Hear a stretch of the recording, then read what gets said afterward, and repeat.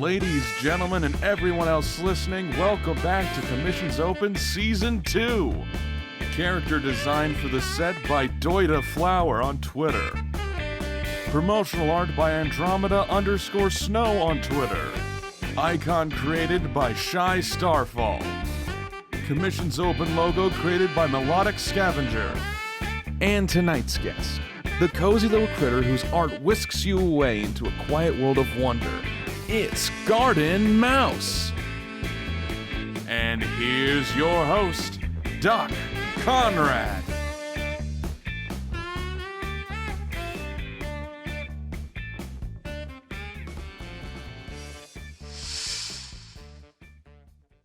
Hello, everybody, and welcome back to another episode of Commissions Open, an interview podcast all about art in the digital age. Here you can hear the processes, stories, and lives of talented artists, voice actors, video creators, editors. Oh my goodness, I already messed up. Video creators, editors, musicians, and many other talented creators in the era of online work. I am your host, Doc Conrad, and today I have the absolutely lovely Garden Mouse. Hello, how are you? Hello, I'm doing great. So It is lovely to be here. I appreciate that. You've been you've actually heard. I reached out to you because you actually liked the show from Munchie Bones, who's a guest on the who's a guest on the podcast when this episode comes out, but in recording their episode is not released yet. So yeah. But this episode is going to basically be all about you and all of the wonderful things that you've drawn, which has been quite a bit. But for those of you who don't know who Garden Mouse is, why don't you go ahead and give a quick give a quick sum up of what you do? Yeah, so I draw a lot of I guess cute animals is kind of the main thing, and then I do a good amount of D&D art here and there. I very much like fantasy stuff. My art generally, or at least I try to have kind of like a cozy, homey kind of vibe to it. Mm-hmm. And I really I like to draw very eclectic spaces when I can, but I'm also very lazy. So Yeah. I have yeah. I've seen a lot of your there's a lot of different scenes in which you make different sceneries, different home life with animals, but not fully exaggerated and accentuated. More more what how would you best describe the way that you draw the animals? Would it be more more human, less animal, or more animal, less human? It's kind of both depending on the art that I'm doing. Because sometimes I'll do the more human when it's just because I like to draw furries essentially as just it's a stylistic thing because it's cute. And I like drawing animals, but I also like to draw a sort of like a children's book, like Beatrix Potter type art Mm-hmm. sometimes. So that'll be more just like an animal, but walking around and has clothes. Yeah. Yeah, and those are both styles that I like to do a lot. So, and I kind of switch between the two.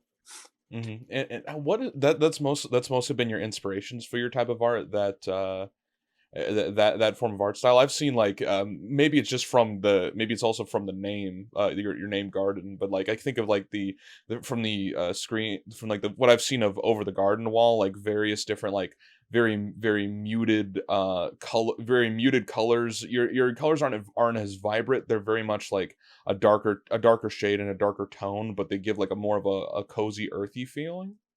Yeah, absolutely. That's very much kind of the energy I'm trying to put out because I just like those colors and I like that sort of aesthetic. Over the Garden Wall is a very good example of that. That shows a big inspiration. Hmm. Yeah, that's definitely I'd say that's there. Oh, I didn't know where I was going with that sentence. oh, you're But yeah. fine. You're fine. So with all your different big amounts of inspiration, how did you first get into art in general? Before you found out your style, what you wanted as a style, you had to go ahead and create, and you had to go ahead and start creating whatever it is you started out with, and then eventually evolve into your style. But what did you first start out with? in terms of like stylistically, and when did you start and everything involved with like the beginning? Yeah, so I mean, like when I started, definitely, I'm very much the type where it's like, oh, I've been drawing ever since I could pick up a pencil. But Mm-hmm. um, I think it's what got me into art genuinely was that like for me to start taking it sort of semi seriously was that like in elementary school when I was like I don't know 8 or something or 7. My Little Pony came out and I really liked that show, so I drew like My Little Pony art for like 3 years. Mm-hmm. um and I hope I had fun. um but that was a big thing for me, and then also just I don't know, I always liked drawing just animals and things. I always liked animals since I was a little kid, so I just drew because it was fun. And people are really nice. My classmates, they're always really sweet about my art. And I got I got kind of known as like the art kid ever since I was little. That's something that's just stuck around. Is that it's like, oh, there's Maya. She's good at art. Um, Mm-hmm. and so yeah, that was a big thing when I was a kid. Was uh, um, just the fact that that was like the thing that I did. So I took a lot of pride in that. And Mm-hmm. definitely that kind of boistered my confidence. I've always been like a guy kid, and I've never been especially confident. I'm better about it now, but like when I was a little kid, it was like, I was terrified of talking to people. But having art be like the thing where people are like, yeah, she's good at that. And I was like, yeah, I'm good at that. It was like a huge um and then that like kind of made me start taking it, or like that made me get into it more like genuinely was like when I was, I don't know, I think I was like 10. Mm-hmm. Which like saying it out loud I'm like, oh, I was a baby, but when I was 10 I got like a DeviantArt.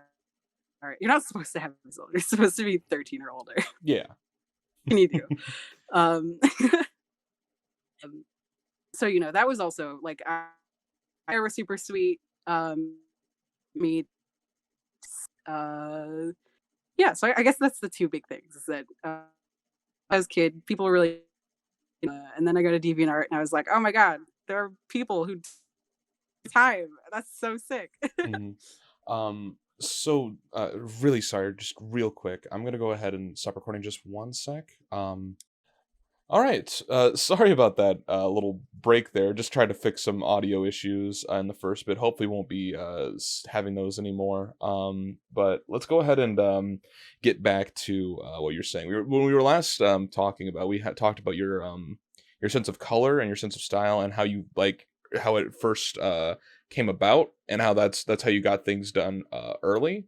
And you wanted to go ahead and what was it? You talked about how you started drawing like My Little Pony and different like sort of drawing animals.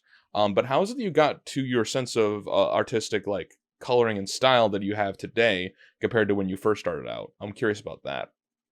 Yeah, so funny because it's actually been very sort of, I would say kind of roundabout, because I never when I was a kid, I was do the things that I like now. Like the things that influence my style currently are very much like I wasn't super into that as like as a younger kid.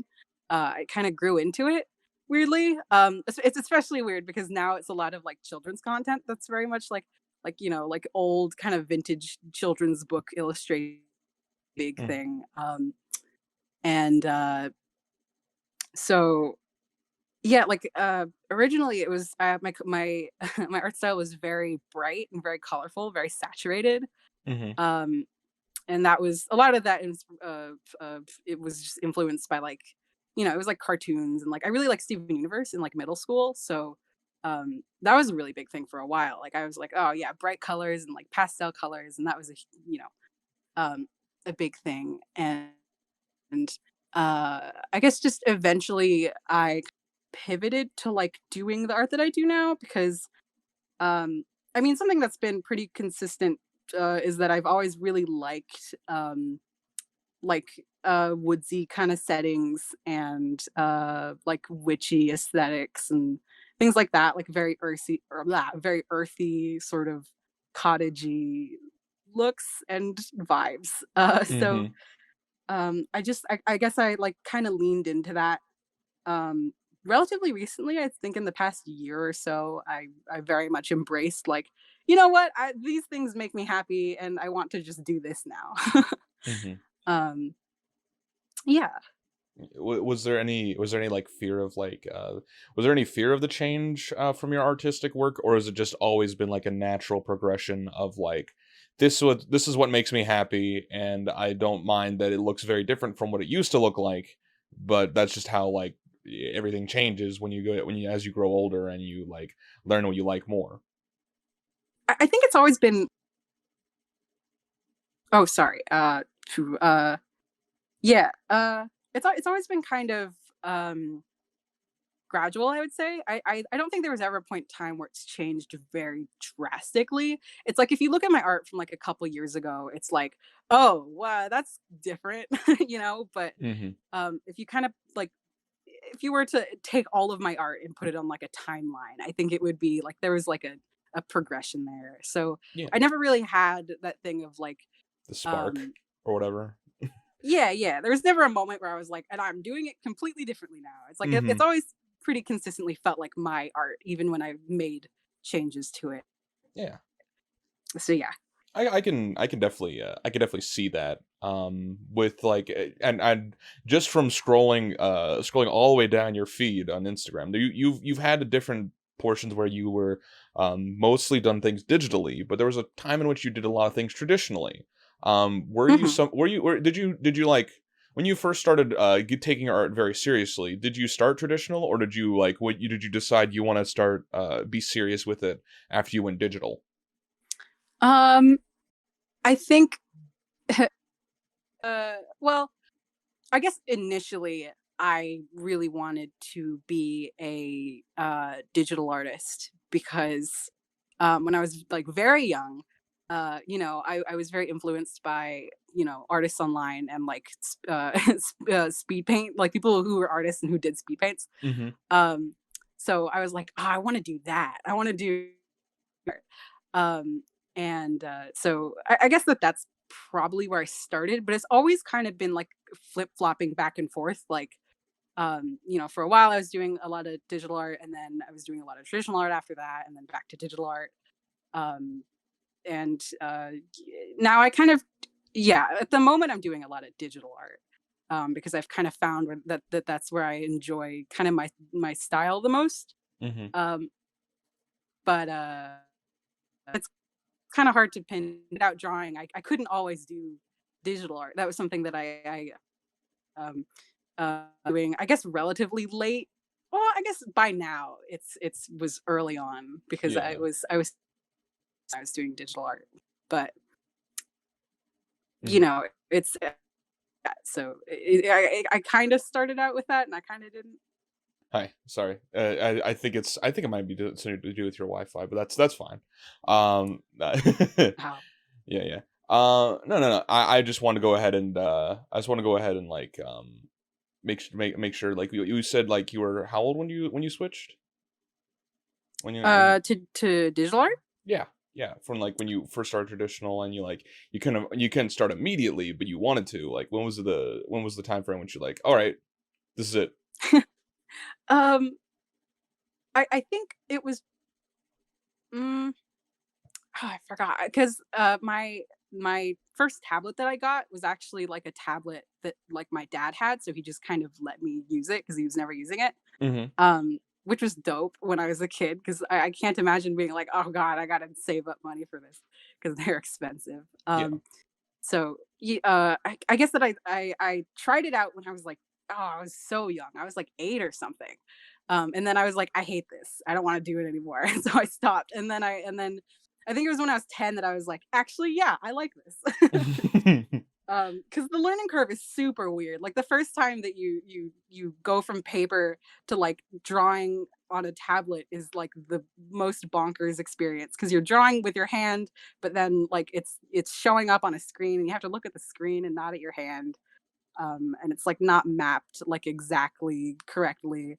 Yeah. Um, so you know, but yeah, so I would say 10 probably. is the solid age I would say I was when I started doing digital art. Okay. Yeah, you've just a quick aside. Like you said, your dad had initially had a tablet. Has like was he also somewhat of an artist, or did he do it for his work? And I'm guessing he's with that being said, they've always been relatively supportive of your artwork because of like them willing to go ahead and bring you along with it. Is that right? Kinda. My dad, he did more art when he was younger. He's not an artist now. He's like a computer guy. That's kind of Hmm. his field, as he like programs and does software and things. But I think that he got it because he was. It's like a really old tablet is the thing. So he got it forever ago, and he wasn't really using it because he doesn't do art very much. And then yeah, so he was fairly like both my parents are fairly supportive of it. It's very much of like, well, I mean, do it if it makes you happy, Hmm. which is dope. I'm glad that that's how that is. Yeah. With the inspirations we mentioned earlier involved with like creating animals, and we touched a bit back on it involving with D&D. Is do you like I'm guessing you play at least relatively often, or is it more of like you create characters from the universe, or what is it that you how is it that you use art and D&D and express those things together? um, Currently, I play pretty frequently because everyone's just super free because nobody's out anywhere. Everyone's at home. So I've got like three friends who are DMs who run different games. I'm just in a bunch of games now, so I'm like playing fairly frequently. Um, but that wasn't always the case. Like for the most part, like apart from the past couple months, I like don't actually play a whole lot just because everyone's like busy and I don't have um I have friends who are interested in D&D, but not a lot who like can play because they're like very busy with like school or like life things. So it's up until the past couple months, it's been sort of a thing where I very much enjoy like stuff and the aesthetics there, and I really like making characters just in general. And D&D is like a fun avenue for that, just because it's like uh, I don't know. There's a lot of possibilities there, but there's also an amount of like um, I don't know. I think the fact that it's like somewhat limited because if you're just making characters, you can do whatever you want. But if you're making like specifically like a D&D character, it's like, oh well, they have to fit within. They have to be a specific like race and class and whatnot. And I think that's fun. And I just like designing like fantasy clothes. Also, I don't know Hmm. that I'm super good at it, but I like to do it. So yeah, and like lately so much, it's just been on my mind a lot.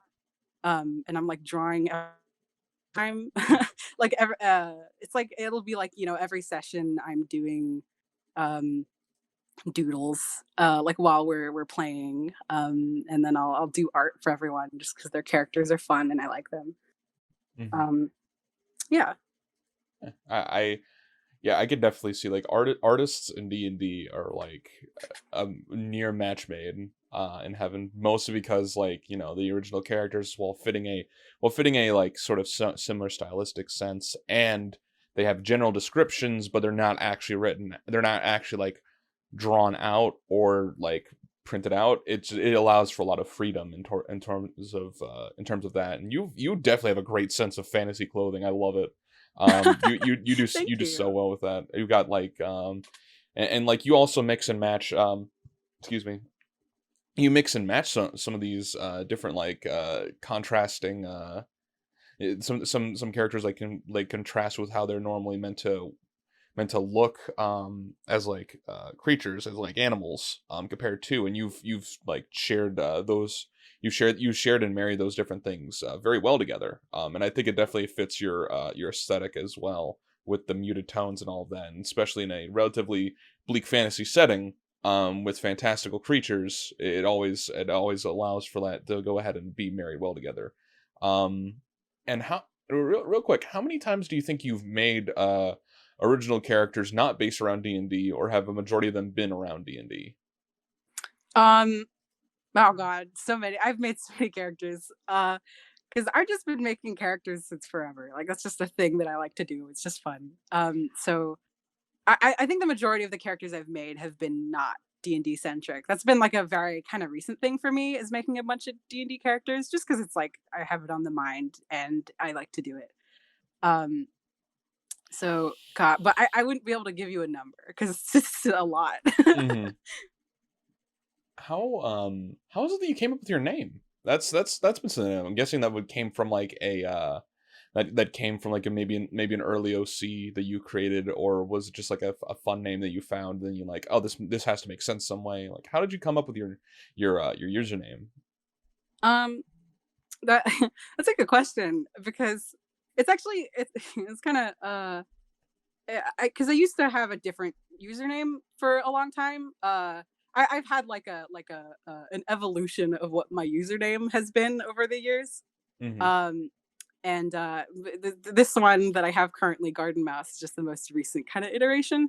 And it came about because uh, like for a while, my username was like Drowsy Deer. Just because I don't know, Hmm. I like my sort of uh the I don't want to call it a persona, but it's a persona. My like the little character that I have to represent me online, because I don't like to draw myself very much. And also just because it's fun, is it was a deer, and then I stopped sort of vibing with that. I was like, I don't know if that's really kind of my. I don't know if what's the word? Oh my god. Relate. Yeah, yeah, basically. And my favorite, and then after that I changed it to a rat because my favorite animals are rats. Hmm. But the thing about rat is that it doesn't work super well in a username because it sounds so harsh. Like Yeah. I think they're very cute and sweet, but the word rat isn't really my vibe. Hmm. So the next best thing is mouse. Yeah. And then I don't know, I just thought of garden mouse and I'm like, oh, that is exactly it. I want that to be my username. Hmm. So now it is. Yeah, I definitely think it makes a lot of sense if just like when I first think of rat, I think of the New York subway pizza rat, and or the Rat Boy Genius weird videos that pop up in my head, which I'm guessing you know a little bit about.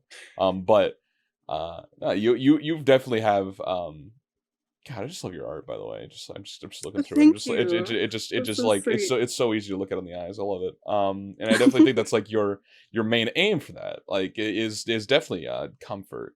Um, do you ever like think about it like in the big brain subconscious sort of way of like why you like it, or do you just like or is it always like a relatively surface level, like I enjoy this and it makes me feel warm and like that's why I draw it, or is there something like that you like you've looked into the reason why your art looks the way it is? Um, I'm I'm sure you could psychoanalyze the reasons why I like it, if you so desired. But I guess it's, when I do art in general, it's I do things like I've always drawn things that have just made me that I just enjoy. Like I do art very much for fun.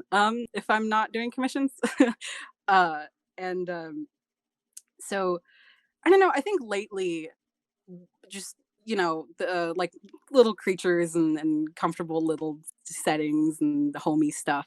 Like that stuff is very appealing to me right now, and I think definitely a lot of it is that um I don't know. It's like it feels actually very kind of contradictory to what I see in my life a lot of the time. I do not live in like a woodsy area, Mhm. it's a very populated area of the US, and it's um it's very much it's like I'm in the middle of like a city, but not like a huge city. So it's I'm like Mhm. far from anywhere that's anything like woodsy and stuff. Um, Mhm. and I don't know. I think just something about like very slow, kind of mundane things is just very appealing to me. I think, there's a lot in the world that's very overwhelming. There's a lot Mm-hmm. that's tough and hard. And the stuff that I want to look at when I sit down and draw is like, I don't know, little mice making tea. Like, that's just pleasant. And I guess I don't know why exactly that in particular is what you know appeals to me, but it's something I associate with, like, I don't know, it's just comfy and sweet. hmm I think comfort is something that's like really is a it's really an aesthetic that like has been I wouldn't say has been lost as of recent. There are definitely artists that have been like wanting to create more in that vein, like yourself, like like examples like I stated earlier with like Over the Garden Wall and like similar colors and tones like with by Twisted Wood or something like those kind of different artists. But yeah, is there is there any artists that you look towards as for like inspiration, or is there like is it mostly just like been the local set of friends instead of your own your own friend group and community, or like your friends, is that like your main inspirations for your work, or has it always been like something that's been attached emotionally to you and like you've wanted to express it in that way? um God, there's so many good artists out there, man. uh Mhm, it's hard to even like pinpoint, because there are ones that stick out in my head. Like, there's one artist that I know from Instagram. I think that she's also on Twitter, but I don't have Twitter, so I don't know what she does on there. But her Instagram is Hey Shan Murphy, all one word. mhm, And she does just really sweet, like, uh cartoony and fun art. It's a lot more colorful than mine, but it's hard to describe. It's kind of like scribbly, but in a way that's like very charming. She's like a huge inspiration, definitely. Like, I remember finding her art and being like, I want to make art that's like this. And there was also, um God, the animator Louis Zong. His work is amazing. mm, I very much, he inspires me, like, when it comes to like colors, like the way that he colors things, like the textures he uses is really good. And the game Night in the Woods, that's a big one. mhm. That's a huge inspiration when I watched that. Or yeah, or no, played. Sorry, I'm losing my mind because I usually watch people play video games. I don't tend to buy video games for myself. I'm very much like I watch Let's. Um, Mhm. but yeah, so that's also a big one. The colors in that game are fantastic. Simplistic designs are really sweet. I think that this is great. Um, and there's just like a million bazillion like Instagram artists where I'm like, you are so talented and I want to make art like you. um it's like I could probably like go through my following, like all the people I'm following, and be like, I like this person for this reason and they do art that's like this. So Mhm. it's really just, it's like from everywhere. Yeah. Yeah.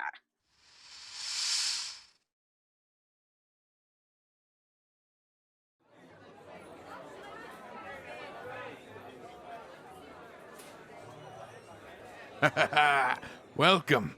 Come, take a seat by the fire. It's been a cold one out there these past few days, eh? Oh, close the door, close the door. It's a chilly one out there. So, what brings you to my humble abode? Aye, a little bit of travel, eh? Well, not much of an issue for me. You're always welcome in my inn. So, may I go ahead and interest you in some drinks? You just need a place to rest for a while. I understand, I understand. But don't forget, you always have to listen to the middle bit.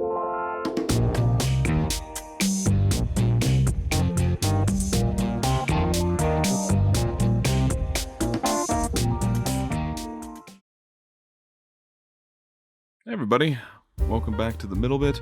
I'm your host Doc Conrad, and let's get things started, shall we? If you didn't know from the last episode, I have been streaming live on Twitch every Monday, Tuesday, and Wednesday at 10 p.m. EST, and Saturdays at a random point in time. If you're listening to this right now, in fact, later on today, I will be doing a stream.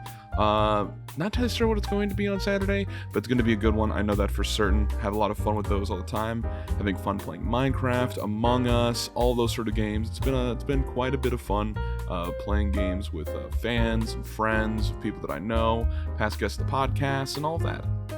So, if you want to go ahead and catch me live every Monday, Tuesday, and Wednesday at 10 p.m. EST, that is twitch.tv/Dr. Conrad. Again, that is twitch.tv/Dr. Conrad. Also, I've been seeing a lot of support coming from some big fans of the podcast over the past few days, and it's been great to go ahead and see. I want to go ahead and get the ball rolling again, so if you want to go ahead and suggest this podcast to anyone that you think might enjoy it, please go ahead and do so. I'd love to go ahead and check it out. And if you're a fan of the show, feel free to go ahead and at me on Twitter at CommsOpenPodcast. I'm also on Facebook and Instagram at CommsOpenPodcast, and you can go ahead and check me out there. Also, if you happen to be someone who's watching the podcast on YouTube, be sure to hit subscribe and hit the like button. It would really help me out quite a bit. And if you're listening on whatever app you use, I would love it if you would go ahead and follow the podcast. Spotify, Apple Podcasts, Amazon Podcast, anything you want to go ahead and do, just go ahead and follow me there. That'd be amazing. And, yep. Alright, that looks like it's going to be it for the middle bit. You guys enjoy the rest of the interview. Take care. Alright, bye.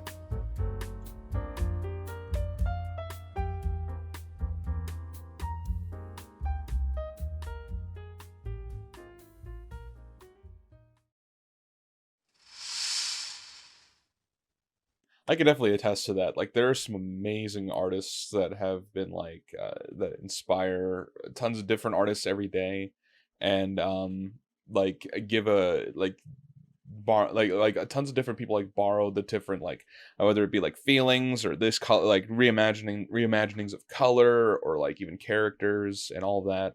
I definitely think that While yours can be inspired, you are definitely an inspiration to a ton of different other artists. Thank you.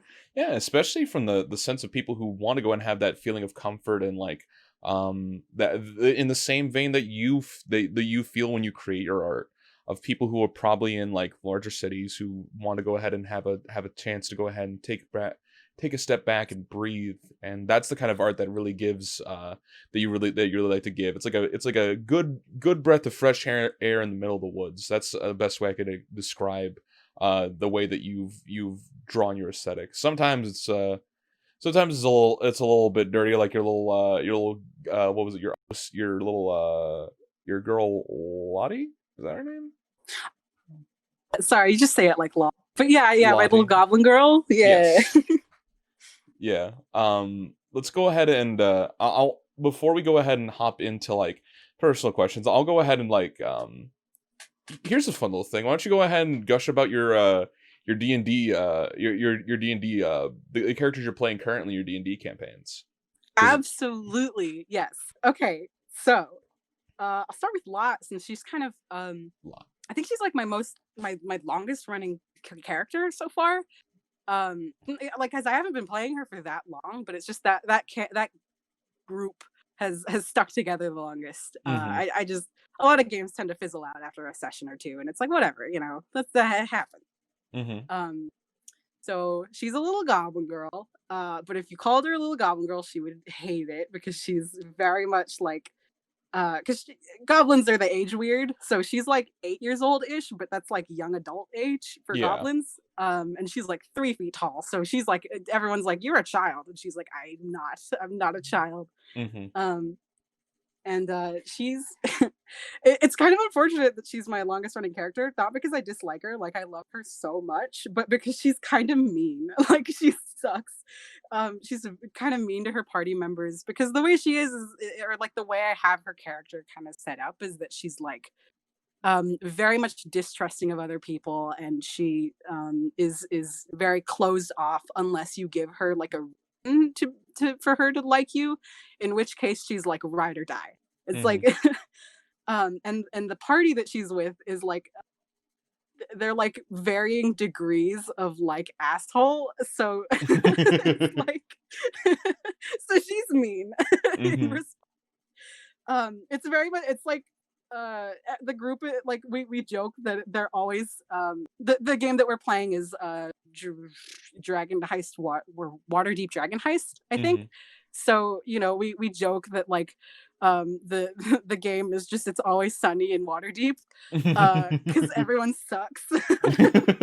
um and it's really funny, but yeah, so she's got like a heart in her somewhere, Mhm. like a little tough. Oh, and she's like a warlock also. So she's, Ah. yeah, she's a little goblin warlock. Um, so she's got this like demon guy that's well, I can't say too much because I some people from my party might listen to this, and I don't want to give them spoilers about Don't. her deep lore. Shh, don't um, don't don't don't don't spoil yeah, no, it. no spoilers. Um, but yeah, so yeah, she's a horrible little goblin girl who likes to steal, and I love her. Mhm.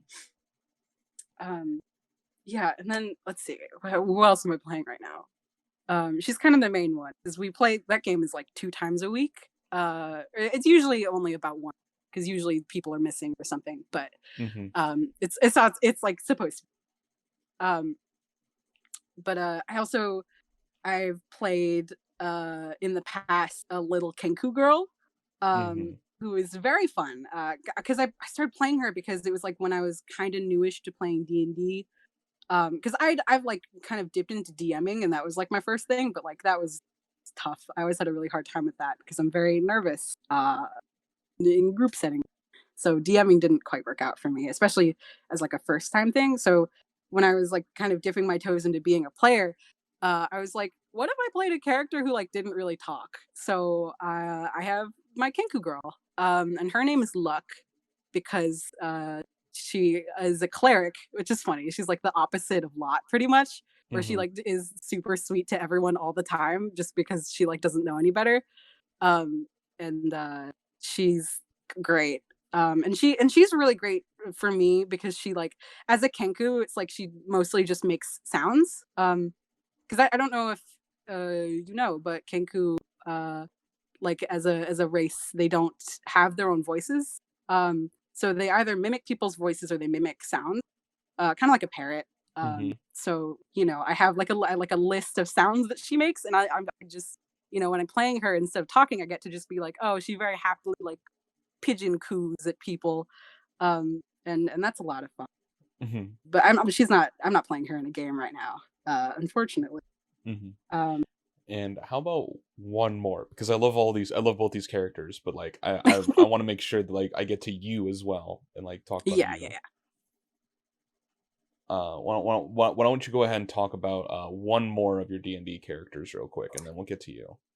Okay, okay, yeah. So let's see. Um,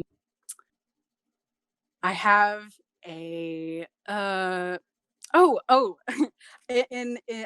I'm in a game right now that might be changing into a different game, so I don't know if I'm going to be character for very long. But Mm. I one of the other players in the game is like a friend of mine. Like I mean, I'm friends with a lot of the people or like pretty much everyone by now. I'm friends with all of them, and one player that I'm friends with in particular. I'm playing twin tabaxis with, Mm. which is very fun. They're like identical twins. I mean, they're fraternal twins, but they look identical. Mhm. And it's like their whole thing is that like they they have like the charlatan background, so they both have alternate uh what's the word identities, and their alternate identities are just each other. Mhm. um so they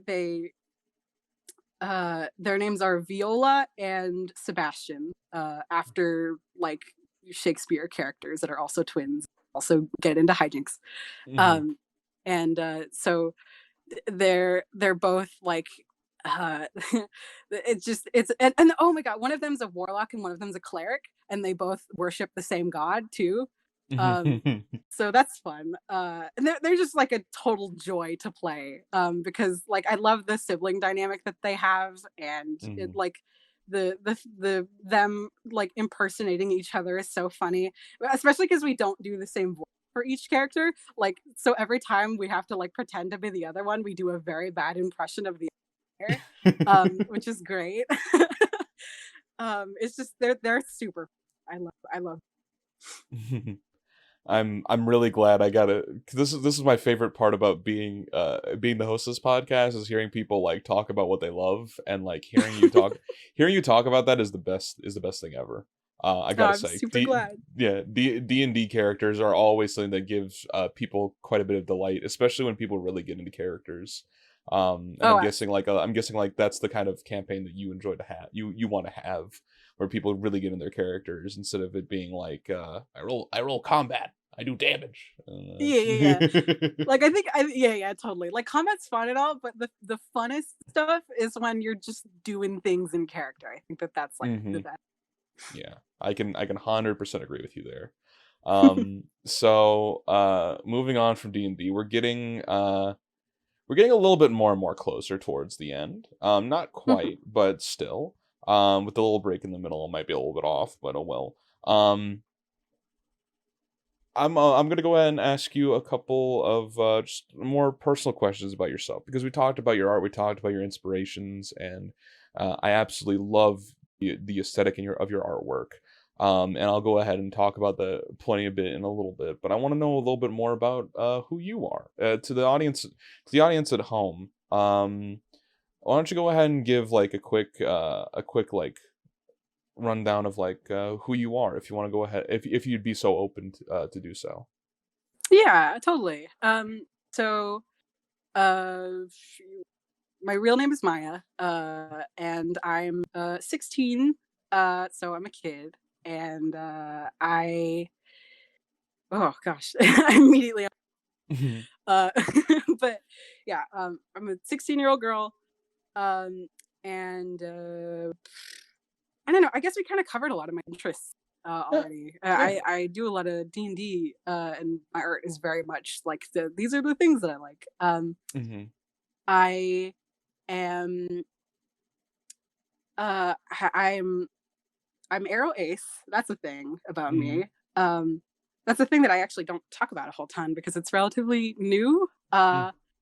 I did not know that until a few months ago, because for a while I was like, oh, I'm a lesbian because I don't like men. And then and then I started questioning, wait, do I actually also like women? And then I was like, oh God. And I have like a crisis over that for a while. And now I'm like, I'm Arrow Ace.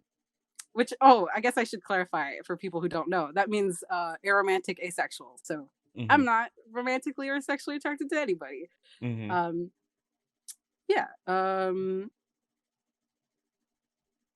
That's all. My favorite animals are rats. I think that's probably pretty obvious if you look at my art. I just draw a lot of mice and rats and things because they're cute. Yeah, I don't know. I guess that's that's me, baby. That's No, those are the facts about me. No, I appreciate you. I appreciate you like being comfortable enough to go ahead and state those things, like especially because like I know some people might be like confused, or like people might ask like a ton of different questions or stuff like that sort of thing, or some people be rude to not even accept that sort of thing. But I really appreciate you, and I want you to know that I want to go ahead and say like thank you so much for bringing that to telling me that, because like it's not something that a lot of people are aware of. It's not something that a lot of people like would pay attention to, and it's not something that like a lot of people tend to like think about when they're talking about the LGBTQ Q plus spectrum. Like not something that is readily like talked about. But if I may be so kind as to ask, like, how is that you realize that was the situation? So it's kind of funny. It's a funny story because it's I like the thing about it. I think, and I think this is true of a lot of aromantic people, and both like Arrow and Ace. But I think especially Arrow people is that like we just don't even consider it as like an option for a long time, because romance is such a like big deal. And it's like the thing, So it took me a really long time to figure out the fact that like I've never had a crush on any, and that's not really like romance isn't something that I'm actually all that interested in for me.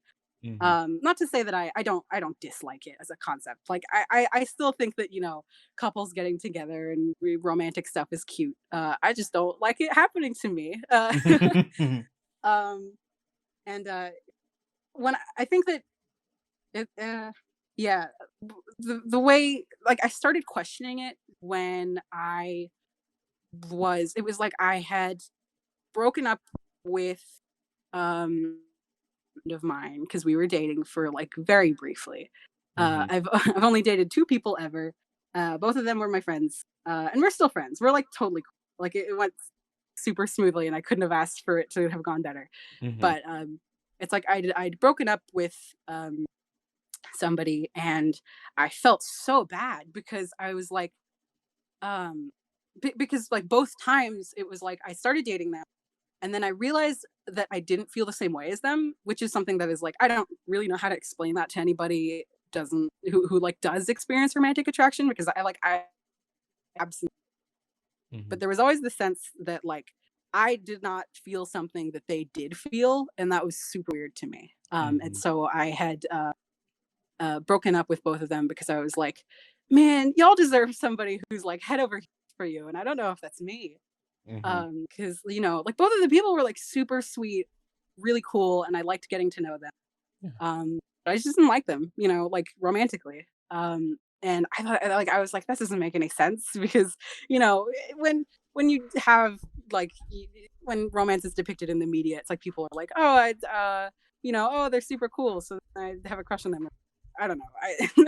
I have now learned to have no idea actually, but Mm-hmm. like so I was because I was like, man, everything it's like they're really cute and they're super sweet and I love talking to them, but I just don't like being in a relationship with them.